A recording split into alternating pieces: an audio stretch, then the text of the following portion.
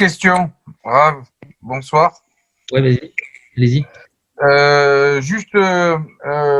Si quelqu'un s'interrompt et dit un petit mot pendant le Berkat, est-ce qu'il est dans l'obligation de tout recommencer ou pas?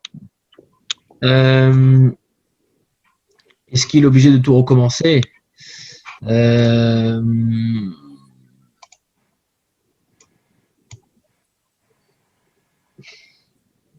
Je suis désolé. Hein. Non, ouais, non, je réfléchis. Ça dépend. S'il a juste dit un petit mot. C'est du vécu, hein, c'est pour ça que je vous pose la question. Non, je sais, non, j'imagine la scène. Mais il peut y avoir deux cas de figure. Il y a le type qui a vraiment fait une discussion, quoi. Et il a parlé, il croyait qu'on pouvait parler comme on voulait. Et il y a celui qui a juste dit un petit mot, il voit son fils en train de renverser le bouteille de vin. Voilà. Attention. Ouais, c'est ça. C'est sûr qu'il n'est pas donc recommencé. C'est pas il n'a pas considéré besoin de recommencer. Et si, voilà. Justement, pour reprendre cet exemple, son fils, par exemple, n'arrête pas de parler pendant le Berkat et qui lui demande de s'arrêter plusieurs fois et il ne s'arrête pas, qu'est-ce qui se passe? Il a l'obligation de tout refaire en obligeant son fils d'arrêter de faire du bruit pendant le Berkat ou il peut continuer en acceptant le bruit?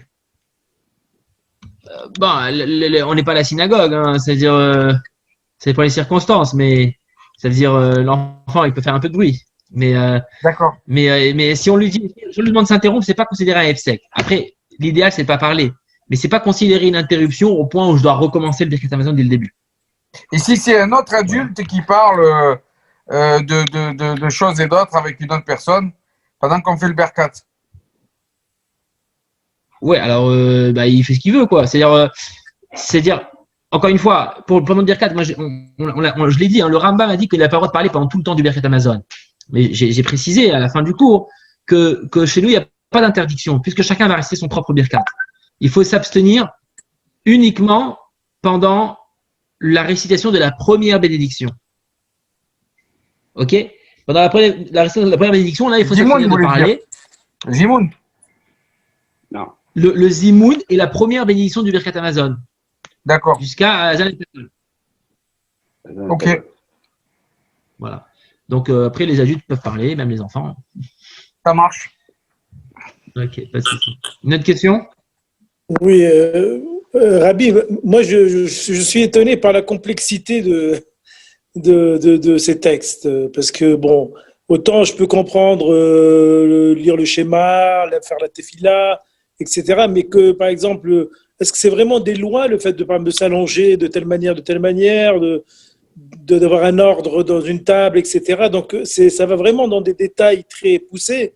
Et donc, ça demande quand même une réduction. Il faut connaître pour pouvoir appliquer tout ça. Donc, est-ce qu'à l'époque, les gens connaissaient tout ça vraiment? Parce qu'aujourd'hui, moi, j'apprends ce soir, par exemple, tout ce qu'on nous avait dit. Je n'avais jamais entendu parler de tout ça personnellement.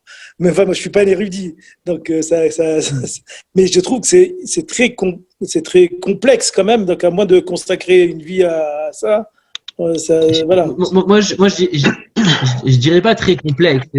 C'est évidemment, le connaître toute la Torah. La Torah, c'est très difficile. C'est même quasiment impossible. Après, dans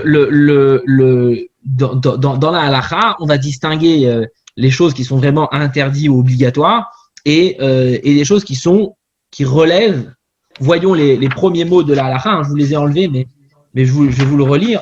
Les premiers mots du chapitre sont de nombreuses coutumes ont pris la coutume, les sages d'Israël, lors d'un repas, et elles relèvent tous du bon savoir-vivre.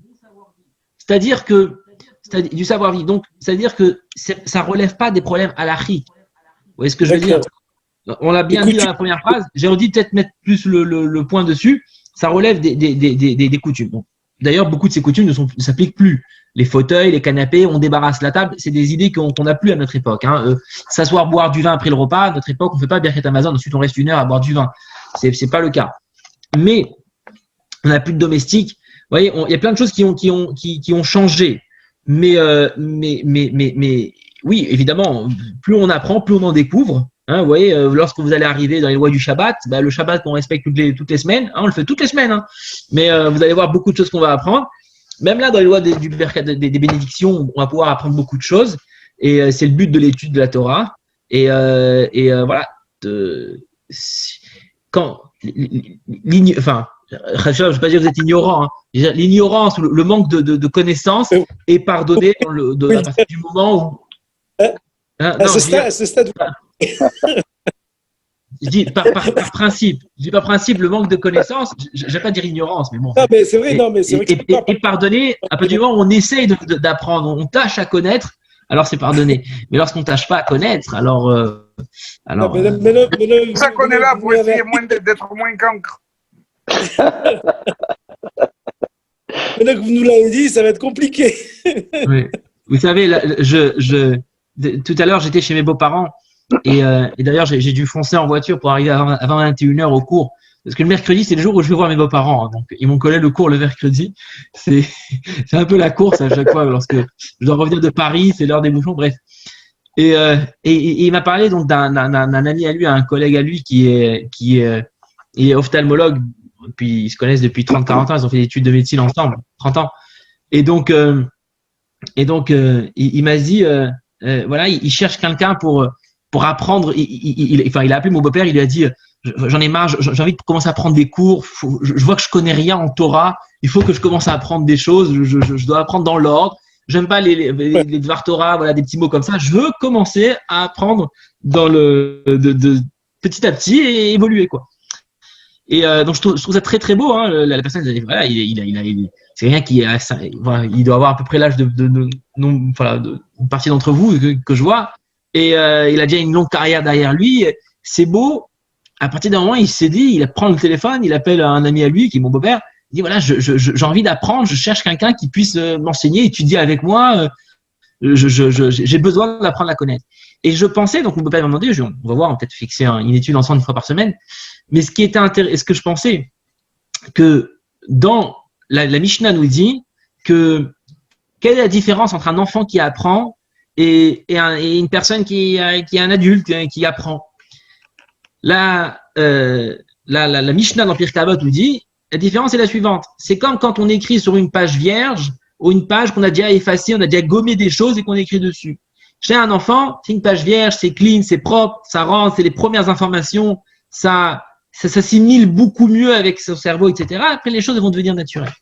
Chez une personne qui a du vécu, naturellement, on écrit sur une page qui est un peu, bon, même si on a effacé un peu le passé, il y a des souillures, évidemment. Et donc, je pensais, j'ai dit, mais il doit y avoir un avantage lorsqu'on apprend avec un certain âge. L'avantage est le suivant, c'est lorsqu'on apprend quand on est enfant, on comprend pas bien les choses. Donc, on assimile des choses, parfois on les assimile mal. On les assimile mieux, mais on peut les assimiler, excusez-moi du terme, un peu tordu. Lorsqu'on apprend avec un certain âge, on connaît, on comprend. On a voilà, je vais pas dire qu'on est plus intelligent avec l'âge, mais disons que le cerveau est plus développé, on arrive mieux à comprendre les choses. Et donc, on comprend mieux les choses, même si on les assimile moins. Et donc, j'ai dit, c'est l'avantage qu'on apprend avec un certain âge. Et donc, comme il dit, on est là pour être un peu moins cancre. Khazak, c'est beau de l'initiative. Ce qui est bien. Depuis qu'on étudie le Rambam, j'ai de moins en moins de temps dans la journée. J'ai des journées plus chargées depuis qu'on étudie le Rambam. Parce que vous connaissez le. Ouais. On est plus chargé parce que chaque fois que vous apprenez un petit peu plus de choses. Grave, pour reprendre ce que vous disiez, ce qui est bien, c'est qu'on apprend comme un enfant avec l'expérience du vécu. Effectivement, voilà. Puisqu'on reçoit des nouvelles choses. Exactement. Enfin, c'est. Exactement. Attention. Il y a le technicien qui est là, on l'attend. Bah, justement, Erev Tov, je reviens puisqu'il y a pas mal de gens que je vois ici qui étaient présents la fois dernière où je posais cette question pour laquelle je n'ai pas de réponse claire et nette, malgré les recherches que j'ai faites et j'ai envoyé les résultats de recherche à Richard. Donc, le kazaït, puisque c'est revenu plusieurs fois dans ce Pérec, le kazaït, c'est un volume, qu'il s'agisse de solide ou de liquide. C'est pas une masse. Non. Les liquides, on les mesure pas en kazaït, hein. On les mesure en révite. Mais C'est un volume quand même. Ah. En millilitres, c'est un volume. oui, évidemment. Ce que je veux dire, c'est que par principe, hein, quand on dit kazaït, on parle d'un solide, on parle pas d'un liquide. C'est juste pour le dire, pour le savoir. D'accord. Après, Mais juste le une kazaït, parenthèse. Avant Attends. que vous continuiez votre question, je veux une parenthèse. Dans la halakha, on rentre dans la problématique. Lorsqu'on a un morceau de graisse, il peut être à l'état solide ou à l'état liquide. Donc, parfois on le mesure en révi, parfois on le mesure en kazaït. C'est la D'accord. question de savoir. Mais le kazaït de pain, c'est un volume de pain, c'est pas une masse de pain. Effectivement. Bon, donc c'est-à-dire que de toute façon, que ce soit un solide ou un liquide, que ce soit un révite ou un kazaït, dans tous les cas, il s'agit d'un volume. Effectivement, oui. D'accord. Donc ça, c'est une réponse claire et nette qu'on n'avait pas eue la fois précédente. Ah oui, non, D'accord. c'est clair. Il n'y a pas de doute à ce C'était à niveau-là. l'étude. C'était à l'étude. Hein? Ouais. Ce qui C'était à veut dire. l'étude d'après David. Oui. Mais ce qui veut dire qu'un kazaït de solide, c'est pas nécessairement 30 grammes, 29 grammes. Ça dépend de la densité du produit dont on parle. Pour du pain, Effectivement. ça va être 20 grammes. Ça va être 20 grammes, et pour, je sais Ça pas. dépend de la masse volumique, effectivement. Exactement, c'est la masse volumique. Donc, plus c'est volumique, plus c'est massique en termes de masse volumique, plus ça aura une masse importante, puisqu'il s'agit du même volume. La unité de volume. Effectivement. Et donc dans la halakha, on parle de jusqu'à combien je dois compresser l'aliment, parce que un aliment qui a des trous d'air, ok. Disons, je veux faire un kazaït d'iceberg, ok, pour savoir si je dois rester bracha harona ou pas. Si je prends un kazaït d'iceberg, il faut savoir qu'un kazaït, c'est 9 cm3, hein, faut le savoir, c'est 9 cm3. Donc, je veux obtenir 9 cm3 d'iceberg, je peux obtenir de deux façons. Soit je prends un petit tas de 9 cm3, ou bien, si je les écrase, le même tas de 9 cm3, il va passer à 3 cm3, ou je sais pas combien. Mais c'est pas 27 cm3, justement? 27 cm3, désolé. 27 cm3. D'accord. Et donc jusqu'à combien je dois le compresser, l'aliment, pour chasser l'espace qui est entre voilà. Donc ça, c'est une question que la halakha en demande. Alors là, on n'est plus sur le même volume ou sur la même masse? C'est quoi là? C'est le réveillite. C'est le réveillite qui fait 9 cm3. Enfin, 8,6 cm3. Ouais, c'est 8,6 centilitres. Ou centimètres cubes. Et l'autre, c'est 27 cm3. Je vous explique, c'est 3 cm sur 3 cm sur 3 cm. Voilà. Ah ouais. Bon. Moi, j'ai dit 9, je me suis trompé en fait. Ce que tu avais dit la dernière fois, Michael. C'est ce que j'avais dit, mais bon, comme c'était pas très net au niveau des réponses, il y a eu, ça soulevait une sorte de discussion. Mais c'est sûr qu'il y a une confusion qui s'est créée. Il y a une confusion qui s'est créée, elle est un peu étonnante, mais effectivement, dans beaucoup de bouquins, ils ont écrit, ils ont traduit ça en poids. Le problème, il est né ici, parce qu'il y a beaucoup de livres où ils ont mis, c'est quoi la mesure de kazaït, ils ont traduit ça en poids. Le problème, j'essaye personnellement de réfléchir. D'où est-ce qu'il est né le problème? Probablement, c'est né lorsqu'on parlait d'un aliment bien défini. Quand on parlait d'un aliment bien défini, ça peut être par exemple, c'est un exemple, la matzah à Pessah. On veut savoir combien elle fait. Alors, je vais pas dire aux gens, broyez votre matzah, remplissez 27 cm3 et mangez ça le soir de Pessah. Ça marche pas pareil. Donc, on donne un poids. C'est plus simple. Quand on peut peser. Quand quelqu'un est malade, il peut manger à peine. Comment on le mesure? On peut pas le mesurer autrement. Alors, il faut connaître la masse volumique.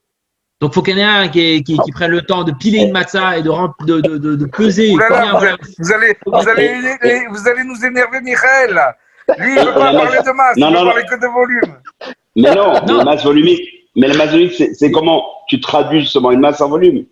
Oui, c'est ça, masse volumique. Et là, Michael, il t'a peut-être coincé. Hein. Non, mais pas du tout. Il va dans mon sens. On est d'accord. Ce qui veut dire que la matzah, si c'est une shmora, elle est plus dense que, par exemple, une matzah qui est plus aérée. Donc, c'est-à-dire qu'il faudra manger plus de matzah rosinski que de manger une matzah shmora, par exemple. Effectivement. Donc, j'essaye en réalité de trouver une hypothèse. D'où est-ce qu'il est né ce 29 grammes, ce 30 grammes? Où est-ce qu'il est né? Il y a un problème dans l'histoire. Parce que 27 cm3 de cake, c'est pas la même chose que 27 cm3 de quelque chose qui est très, quoi comme un gâteau qui est très lourd, je sais pas, un brownie ou quelque chose comme ça, qui est beaucoup plus, je sais pas, des gâteaux comme ça qui sont très lourds. Donc je pense que quand on parlait d'un aliment défini, on peut le donner en poids. Quand je parle de matzah, shmura par exemple, ordinaire, de tel paquet de matzah, je peux te traduire le 21 cm3 en poids. Et donc, ça restera tel poids. Mais si je passe à de la carotte ou à de l'iceberg, il va changer. Donc, je pense que l'erreur, elle est née là. Mais toujours est-il, c'est sûr que c'est un volume, il n'y a pas de doute à ce niveau-là. Parce qu'après, la réflexion qui est intéressante, c'est de savoir pourquoi il faut manger un volume donné pendant un temps donné. Puisque en plus, la mitzvah, elle doit se faire dans un temps déterminé, entre 4 et 7 minutes, 4 minutes et demie, 7 minutes et demie, enfin, peu importe. Mais c'est quand même curieux de relier le volume, qui est un espace, qui est Au poids. dans l'espace. Les 30 grammes, c'est faux alors. Les 30 grammes, c'est faux, Michael. Oui, mais justement, c'est faux. C'est ce que je disais la dernière fois. C'est que c'est pas faux, c'est 27 cm3. Mais alors, Rav, pourquoi ils ne changent pas dans la halakha? Pourquoi ils ont pas transformé ça en volume, même si c'est moins compréhensible Parce la majeure partie en pain, ça ferait pas 30 grammes, ça ferait peut-être 20 grammes. Parce que la masse volume du pain, elle est à faire 1, donc ça veut dire on aurait converti le vrai volume au vrai poids. Et en fait, ça dépend plus du pain. C'est parce que c'est quoi encore une fois le concept du kazaït? C'est moins qu'un kazaït, c'est pas considéré une consommation. C'est pas considéré manger. Faut qu'il y ait une certaine importance. Imaginez-vous, je vous sers une miette à manger. Voilà, je vous pose une miette sur la table. Ça s'appelle manger. Une miette, c'est quoi? C'est rien du tout. Alors, il y a une certaine quantité minimale pour être considérée une consommation. Pourquoi est-ce que ça a été décidé un kazaït? Le Rambam nous dit Kol ha-shiurim nimseru halacha le Moshe Sinai. Toutes les mesures ont été reçues à Moshe au mont Sinaï. C'est une halacha le Moshe Sinai. Vous savez ce que c'est que la définition d'une halacha le Moshe Sinai? Avant que vous me donniez la réponse, je vais vous expliquer directement. Dans la Torah, on a plusieurs façons d'étudier les textes de la Torah. Vous savez, tous les matins, on dit Rabbi Shmuel Omer, Bishoshe Midot, Torah Dreshet. Il y a 13 méthodes d'étudier la Gemara, d'étudier les versets. On peut faire le Kal Vachomer, on peut faire ci, on peut faire ça. Il y a des méthodes comment apprendre des halachot, des mots de la Torah. La halacha, les Moshe Sinaï, c'est ce que Moshe a reçu au mont Sinaï. A priori, je vous demande, mais il a reçu toute la Torah au mont Sinaï. C'est quoi qu'on dit halacha les Moshe Sinaï? Mais chaque halacha, il est reçu au mont Sinaï. Et chaz v'shalom de penser qu'il y a une halacha qui n'a pas été dite par Akadosh Baruch Hu à Moshe Rabbeinu. Toutes les halachot, même celles qui ont été inventées, et même celles qui vont être inventées dans les générations futures, ont été données à Moshe Rabbeinu. C'est quoi qu'on dit halacha les Moshe Sinaï? Je peux vous couper. Il a reçu aussi l'halacha de manger allongé sur des canapés, à la romaine, etc. Bien sûr. C'est ce que disait M. Wagnine. C'est-à-dire que ça, c'est très contextuel à une période qui était ce qu'elle était, à l'époque des Romains. Et c'est pas étonnant, puisque j'imagine que le Rambam, il a tiré ça du Talmud, et le Talmud, c'est romain, c'est l'époque romaine. Les orgies, quoi. Cette question-là, elle est très vaste. Vous donnez l'exemple qu'on vient de parler, mais cette question est très vaste. On trouve plein d'halachot que les sages ont fixées suite à un certain événement. Suite à un certain événement, les sages ont fixé telle règle. Alors, avant que cet événement se produise, comment Dieu a pu enseigner ça à Moshe Rabbeinu?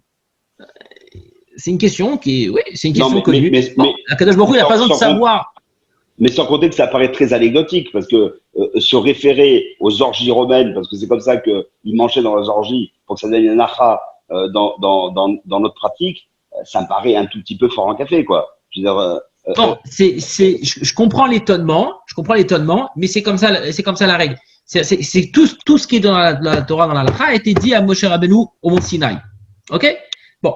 Là où je veux en arriver, c'est une question à part, une bonne question, mais là où je veux en arriver, c'est pas là. La question, elle est, pourquoi est-ce que donc on appelle certaines halachot halakha le Moshe Sinaï? La réponse est simple. Que toutes les autres règles, soit elles sont écrites clairement dans la Torah, soit elles ont une allusion dans la Torah. Tout ce qui est halakha le Moshe Sinaï, c'est ni écrit clairement, ni ça a une allusion. Je vais donner un exemple. C'est écrit, dans la Torah, vous mettrez les téphilines. C'est pas écrit qu'est-ce qui doit être écrit dans les téphilines.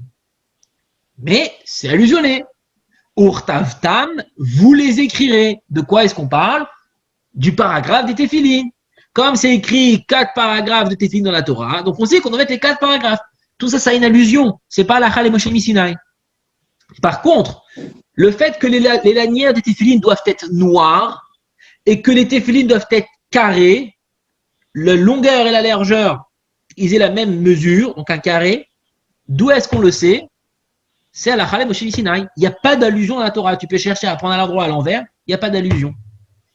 Parce que, et là je vois encore un petit entrecrochet dans la parenthèse, parce que dans la façon d'apprendre la Torah, dans la transmission, il y a un moment où il y a des choses qui ont des raisons, il y a des choses qui n'ont pas de raison, mais qui ont une source dans la Torah, et il y a des choses qui n'ont ni raison ni source dans la Torah, et l'on doit s'appuyer sur la confiance en nos sages. Ça fait travailler notre Bien confiance en nos sages. Ça, c'est une des idées qui se cache derrière le halakha et Moshe Sinai. Je ferme les deux parenthèses.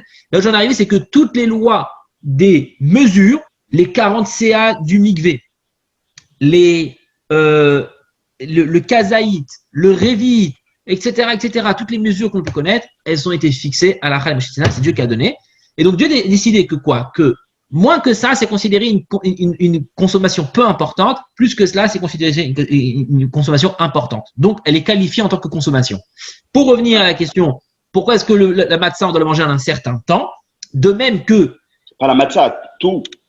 Tout, exactement. Pour celui qui mange à Kippour et celui qui mange le Hametz, ça fait ça, etc.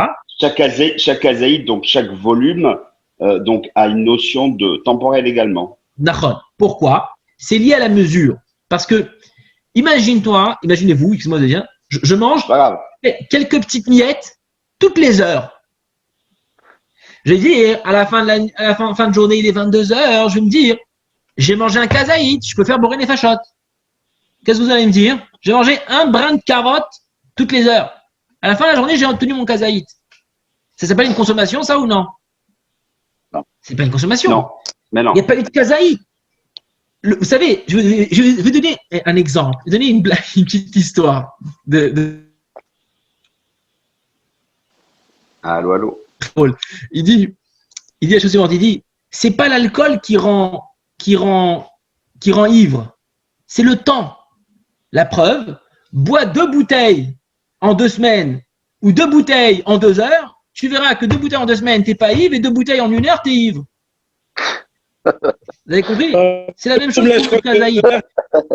Non, mais tu bois 2 bouteilles en 2 heures. Si le kazaït, une seconde. Si le kazaït n'a pas un temps, une seconde. Je finis. Si le kazaït n'a pas un temps, il a plus de sens. Le kazaït, il n'a un sens que s'il a un temps dans lequel il est consommé. Sinon, je départage le kazaït en plein de petites mesures. Donc, c'est plus de kazaït. Le kazaït, il a un sens qu'à partir du moment où je lui ai fixé un temps dans lequel je l'ai mangé. Et donc, à partir de ce moment-là, le kazaït, je l'ai mangé en 5 minutes. Donc, tous les 10 minutes, j'ai croqué un petit peu. Même si à chaque fois, j'ai mangé beaucoup moins qu'un kazaït. Mais le fait que je l'ai mangé dans un temps donné, qui est aussi halakha le Moshe Sinai, alors ça réunit toutes les mini-consommations pour former une consommation importante qui est qualifiée de kazaït. Voilà. Je vais revenir dessus, mais juste, si je bois de l'alcool de façon permanente, je serais peut-être pas sous, mais je serais alcoolique. Hein. Parce que ça, si je m'invite d'alcool de façon permanente, je suis alcoolique. Vaut mieux que tu consommes du kazaït, hein, Michael. Bon, je reviens à mon espace et à mon temps. Quand j'ai 40 minutes maintenant pour marcher depuis chez moi à la choule, puisqu'on a déménagé à cause du Covid. Et donc, en réfléchissant à ces notions de kazaït, parce que j'avais le temps d'y réfléchir, et je disais, bon, finalement, il y a un volume, il y a un temps. D'accord? Et ça m'a fait penser à ce triptyque de Chassidut qui est Olam, Shana et Nefesh.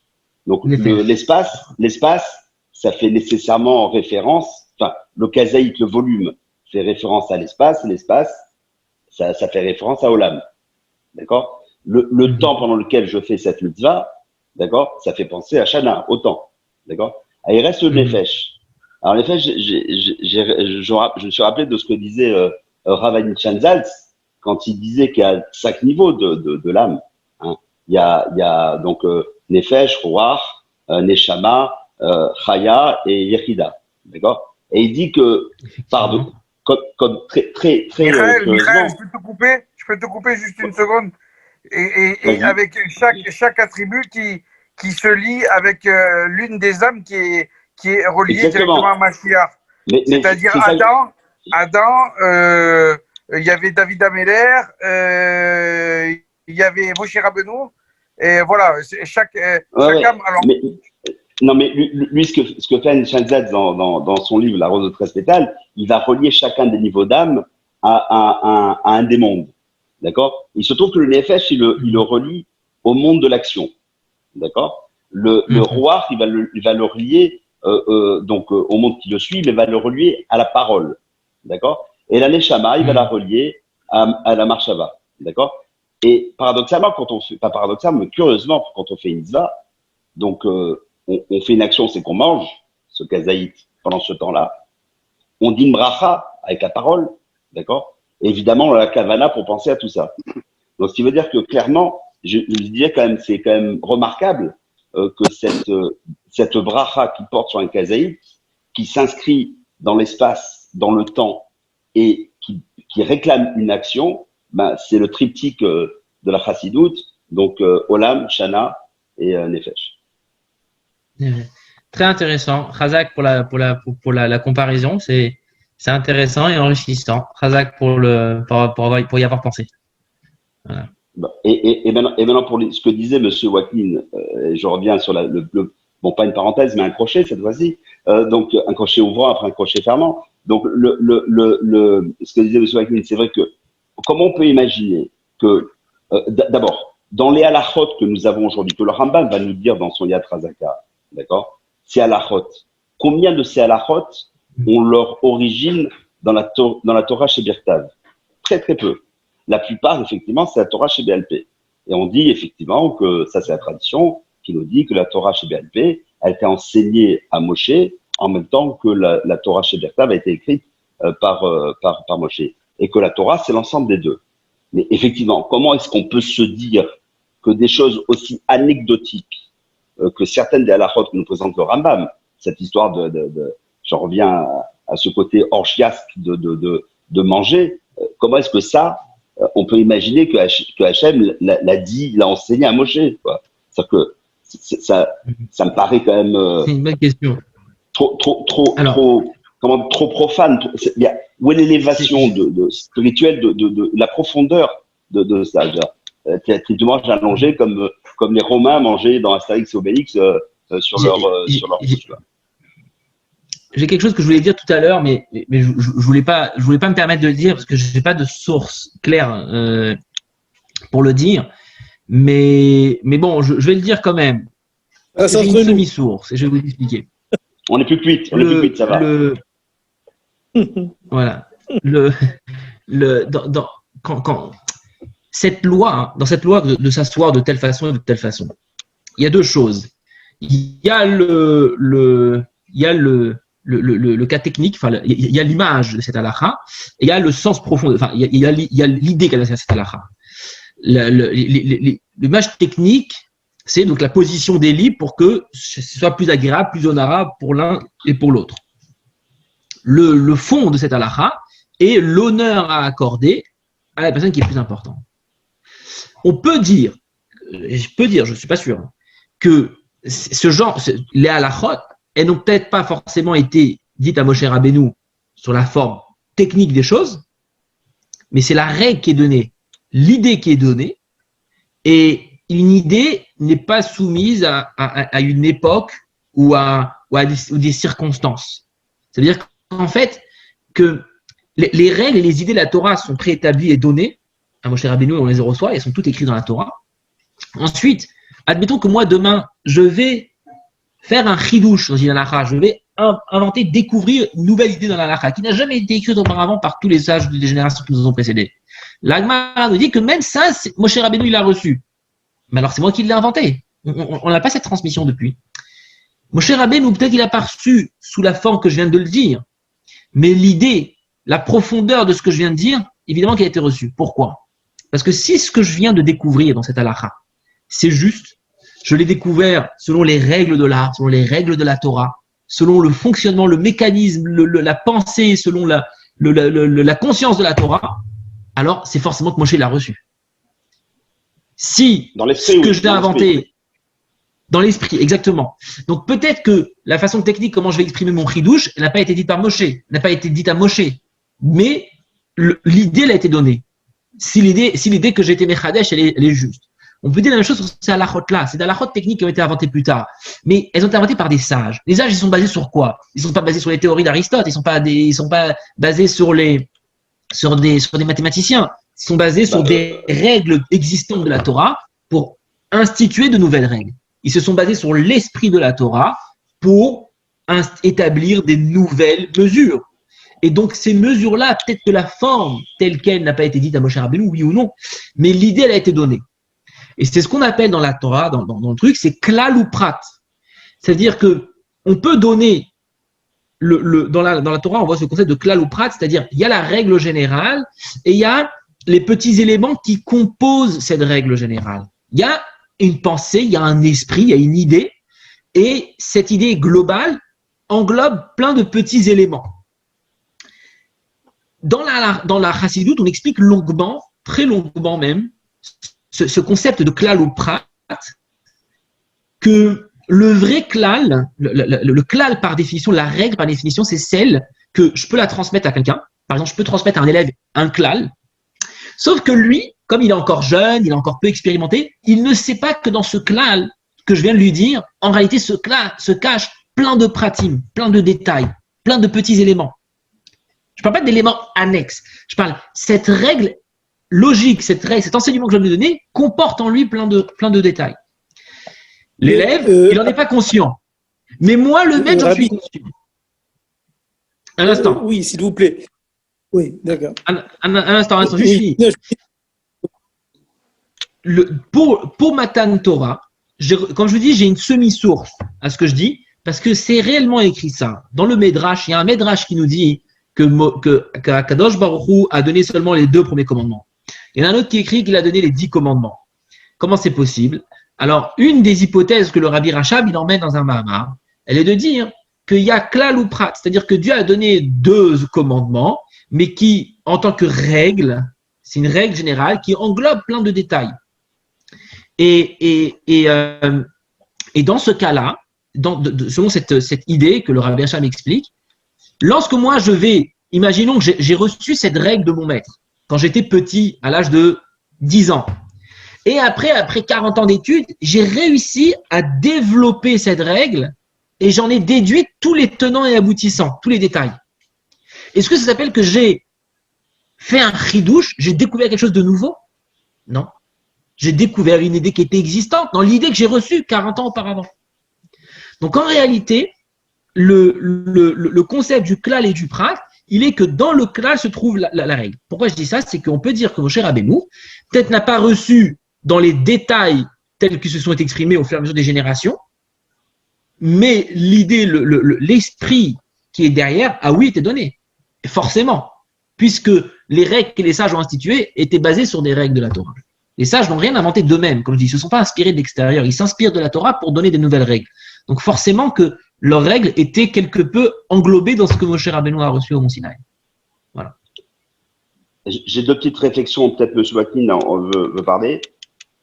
Oui, non, moi je voulais dire que effectivement le raisonnement que vous faites il tient la route, on comprend ce que vous voulez dire, mais il y a tellement de halakhot déjà qui nous disent par exemple respecter les parents, respecter les maîtres, respecter le maître de maison, respecter tous ceux qui ont une connaissance, etc., qu'on est étonné que on aille dans les détails ensuite, par exemple, aussi minime que être à table, etc. Donc c'est ça qui est étonnant. Donc évidemment que si déjà on respecte son maître, quand on va être à table avec lui, on va le respecter. On va attendre que ce soit le premier qui mange, que ce soit lui qui fasse la meilleure place, etc., etc. Donc on est étonné que l'étonnement vienne de la complexité qui suit après. Voilà, c'est tout. Et sans compter que manger allongé, la halakha vav, elle vient un peu le contredire parce qu'elle dit fais attention de ne pas parler pendant que tu manges, de peur qu'il y ait une fausse route, on t'a craché l'œsophage. À mon avis, si on est allongé, c'est pas la meilleure posture pour qu'il n'y ait pas une fausse route. Donc n'importe quel médecin dirait il vaut mieux manger assis que manger couché si tu veux éviter une fausse route. Bon, oui, c'est très...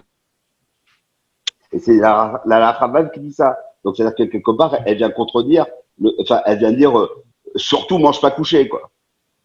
Non. Enfin, oui et non. Il mangeait pas couché sur le dos, il mangeait couché sur le côté. Et dans la halakha, on explique que si maintenant tu te couches sur le côté gauche, c'est pas top non plus pour manger. Hein. Je veux dire, n'importe quel médecin dira que c'est pas la bonne posture. Non, après, peut-être c'est pas agréable pour manger parce que à l'époque on mangeait avec des cuillères. Imaginez-vous la cuillère, elle est à je sais pas combien de degrés, et tout qui va avec des fourchettes, tout qui va tomber. C'est peut-être peu pratique. Mais en tout cas, la halakha nous dit que quand on s'accoudait justement, il fallait s'accouder sur le côté gauche et non pas sur le côté droit, afin que la trachée reste un peu plus haute, de façon à ce que la pesanteur, disons, elle va faire tomber naturellement la nourriture dans l'œsophage. Moi, j'avais lu qu'il fallait manger sur le côté gauche pour écraser la gauche, parce que la gauche, la goura, et qu'on peut faire le chesed de la goura. Donc, c'est pour écraser et modérer la goura. Je vois que vous aimez la Kabbalah et la Chassidoute, mais quand on reste dans la halakha, elle veut dire ça. Après, évidemment, il y a un message derrière, évidemment. D'accord. Et l'autre remarque que je voulais faire, c'est la deuxième remarque, c'est que vous avez dit c'est pas Aristote qui nous a dit ça, mais cependant, Aristote a quand même bien influencé le Rambam, parce que le Rambam va écrire qu'on est dans un système géocentrique et pas héliocentrique. Bon, ça, c'est une controverse qui est bien connue. Hein, et l'héliocentrisme, le géocentrisme, ça, c'est typiquement aristotélicien, d'accord, et c'est maintenu, et ça a été maintenu dans l'œuvre de Rambam. Hein, et donc, il s'avère d'ailleurs que c'est complètement faux, quoi. C'est-à-dire que c'est tout ne tourne pas autour de la Terre, et c'est toutes les planètes qui tournent autour du Soleil. Donc ça c'est une erreur qu'a écrite le Rambam et qui est dans son œuvre et qui est aristotélicienne. Donc ça veut dire que la vérité, c'est deux choses.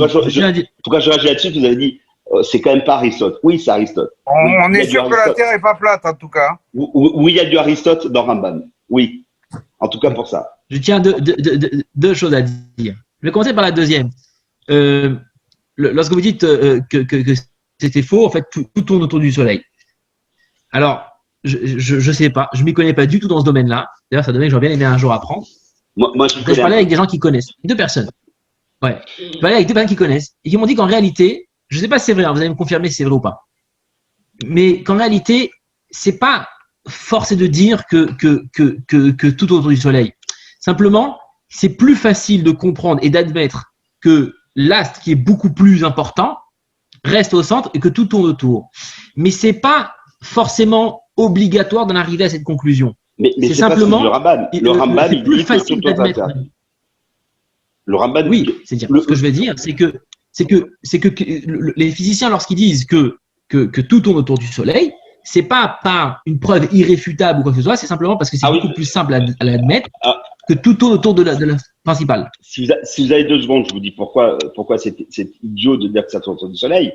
Hein, parce que d'abord parce que entre-temps, l'homme a quand même envoyé des machines dans l'espace, hein, et que donc ils ont fait des calculs en se basant sur un système héliocentrique, et en général ils arrivent sur la Lune, ils arrivent à envoyer les sondes sur Mars, sur Jupiter, la rencontre de Saturne, etc. Et ils se fantent pas trop. Et d'ailleurs, et après il y a l'aberration absolue qui est de dire que si c'est géocentrique, d'accord, la trajectoire de Mars est une aberration totale. C'est-à-dire que Mars ferait de la dentelle dans sa trajectoire, elle ferait des marches avant, des marches arrière, des marches en... Je sais pas, je n'y connais pas du tout. Ça s'appelle la récession de la trajectoire de Mars. Vous pouvez trouver ça sur Internet, vous tapez et vous allez voir. Et donc, ça veut dire que si on s'en tient à un modèle géocentrique, c'est-à-dire que tout autour de la Terre, Mars a une trajectoire qui est aberrante, quoi. Il faudrait que Mars, une planète, hein, qui est quand même très très lourde, qui pèse des milliards de kilos, d'accord, il faudrait qu'elle fasse, elle avance, puis elle fait marche arrière, elle s'arrête, puis elle fait marche arrière, puis elle avance, c'est une aberration absolue d'un point de vue physique. C'est possible, hein, Hachem peut faire ce qu'il veut, mais d'un point de vue de la mécanique céleste, c'est une aberration absolue. Bon, c'est pas très grave. Je ne m'y connais pas du tout. Ce que je veux dire, c'est que comme ça j'ai entendu qu'ils n'avaient pas prouvé forcément que c'est comme si et pas autrement. Bon, je sais pas. En tout cas, ça c'est quelque chose que je peux le rabbi. En tout cas, pour revenir. Ce que le rabbi disait, c'est qu'il est impossible dans un mouvement de déterminer qui est en mouvement par rapport à l'autre. Et ça c'est vrai. Ça c'est tout à fait vrai. Ça, on peut pas dire.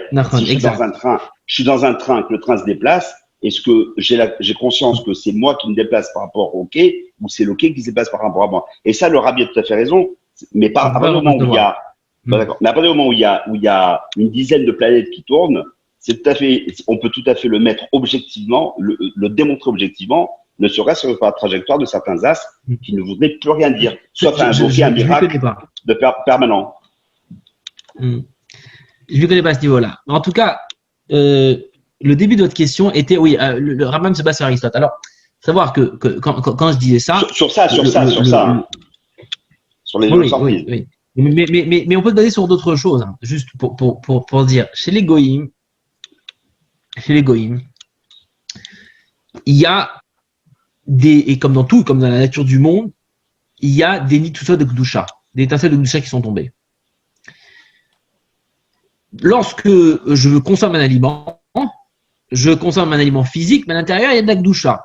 Donc, en consommant cet aliment, et avec l'énergie que je puise de cet aliment, je vais étudier la Torah, je vais prier, etc.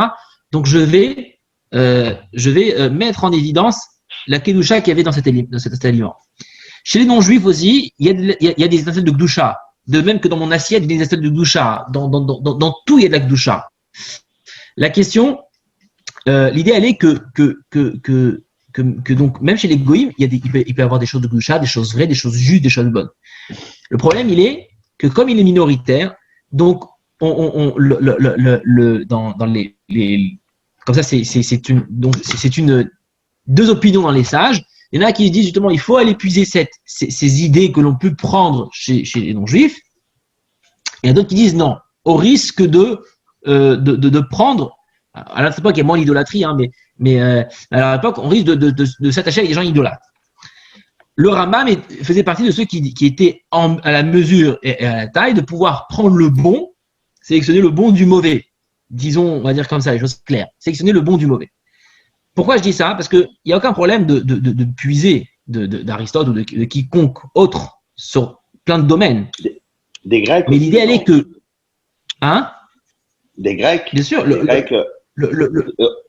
Il me semble que Rabbi Sadia Gaon, il disait qu'il fallait absolument pas. Lui, il était très. Alors, peut-être que lui, contre Rambam. Rabbi Sadia Gaon, peut-être que lui, il était plutôt de l'autre école. Il a écrit contre le Rambam parce qu'il disait il faut surtout pas se frotter à la philosophie grecque. Et Aristote, c'est un grec. Et donc, voilà. Donc on a ces deux écoles. Ce que je veux dire, c'est que en revenant à ce que je disais avant, c'est quand nous dans les sages, l'esprit qui est évidemment ce qui les guide, c'est la Torah et uniquement la Torah. Savant que Dieu a fait en sorte que la sagesse se trouve de partout, même chez les non-juifs. Chorma bagoim ta'amin. On croit au fait que la sagesse se trouve aussi chez les non-juifs, évidemment, pas que chez les juifs. Mais donc, ce qui a puisé de bon peut être puisé, mais l'esprit qui nous guide, c'est celui de la Torah, il n'y a pas de doute. Donc, c'est pas contradictoire avec ce que j'ai dit avant. Seulement, je disais que quand les sages ont fait des institutions, des règles, etc., ils donnent de la halachot, ce qui les guide, c'est l'esprit de la Torah. Et donc, puisque l'esprit de la Torah a été donné au Mont Sinaï, force est de dire que les règles, même si telles quelles n'ont pas été données, mais l'idée qu'il y a derrière, elle a été donnée. Voilà. Juste pour rebondir sur ce que vous dites, je suis acupuncteur, je fais de la médecine chinoise. Et l'une des clés du diagnostic, c'est cette fameuse roue, il y a la terre, le feu, le vent et l'eau. Et c'est en médecine chinoise, l'une des grandes clés du diagnostic pour arriver à savoir ce qui est yin de ce qui est yang pour pouvoir soigner la personne. Et ça, c'est directement issu de la Torah. Donc, il y a des fois où on peut relier certaines données scientifiques et des fois non. Bon, je crois qu'il faut quand même libérer le rave, là. Hein. C'est vrai qu'il est 22h20, ça fait 1h20. C'est un peu notre record, je crois. Hein. Ah, ouais, c'est un peu le record. On a battu le record, là. Bon, c'est intéressant. Bon, oui, très. Voilà. Bon, j'espère que vous avez passé des bonnes fêtes. On est plus que 7, c'est pas grave. Vous aussi. Voilà, on est 7, c'est les règles de la nature. Pour donner un peu de Kabbalah. Voilà, j'espère que vous avez passé de bonnes fêtes. La paracha qui arrive. Hein. Monsieur Blum, vous n'avez pas posé la question ce soir. Vous avez posé que la question de la semaine dernière. J'ai pas compris. Il faut boire un peu. Ce soir, vous avez eu que la réponse de la semaine dernière. Vous n'avez pas posé votre question ce soir. Mais, Monsieur Wadlin, Non, on veut vous attirer avec Michael, on veut vous attirer sur le WhatsApp. Alors, il faudra nous donner votre numéro, comme ça on poursuivra parfois Parce qu'on les fait des Zooms fois- ensemble. On fait des apartés parfois avec Richard. Donc, Je préfère en Zoom, c'est beaucoup plus on sympathique. fait l'after avec Richard. Bien, en tout cas, merci. À la semaine beaucoup. Pas à prochaine, si chaque tu fois, veux, pas à mercredi. chaque fois, rassurez-vous.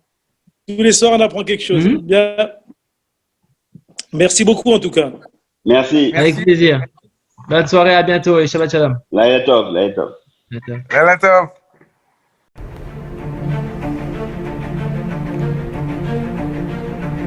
Et si connaître toute la Torah était possible, plongez-vous dans les joyaux de la Torah. Étude du Rambam, le Maïmonide, cours de qualité par des rabbins francophones aux quatre coins du globe. Un chapitre chaque jour, à raison de 20 minutes, pour finir en moins de 3 ans d'apprentissage de la Torah. Relevez le challenge, tous les soirs en direct à 20h30 ou 21h30 heure israélienne. Nos cours sont accessibles à tout moment, YouTube, Facebook et sur notre site torah24.com.